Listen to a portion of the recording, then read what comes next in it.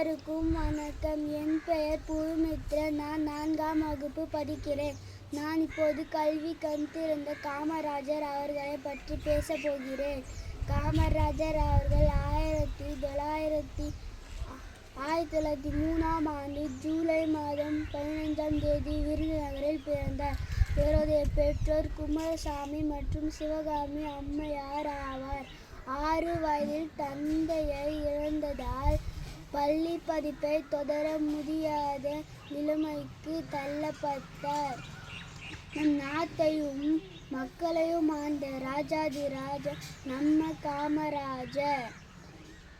கற்கை நன்றே கற்கை நன்றே, பிச்சை புகினும் கற்கை நன்றே என்று கூறினார் ஔவையார்.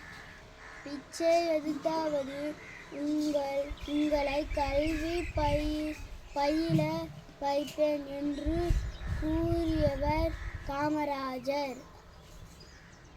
காமராஜர் 1954 முதல் 1963 வரை 9 ஆண்டுகள் தமிழக முதல்வராக பணியாற்றினார்.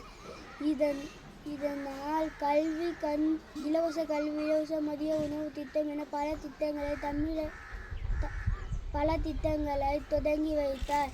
இதனால் கல்வி கண் திறந்த காமராஜர் என்று அழைக்கப்பட்டார். தொழில்துறை, அணைக்கட்டுகள், மின்திட்டங்கள் போன்ற பல திட்டங்களை தமிழகத்தை வளமாக்கினார். இதனால் காமராஜரின் ஆட்சி காலம் தமிழகத்தின் பொற்காலம் என்று அழைக்கப்படுகிறது. காமராஜர் அவர்கள் 1975ஆம் ஆண்டு அக்டோபர் 2ஆம் தேதி இறந்தார். நன்றி, வணக்கம்.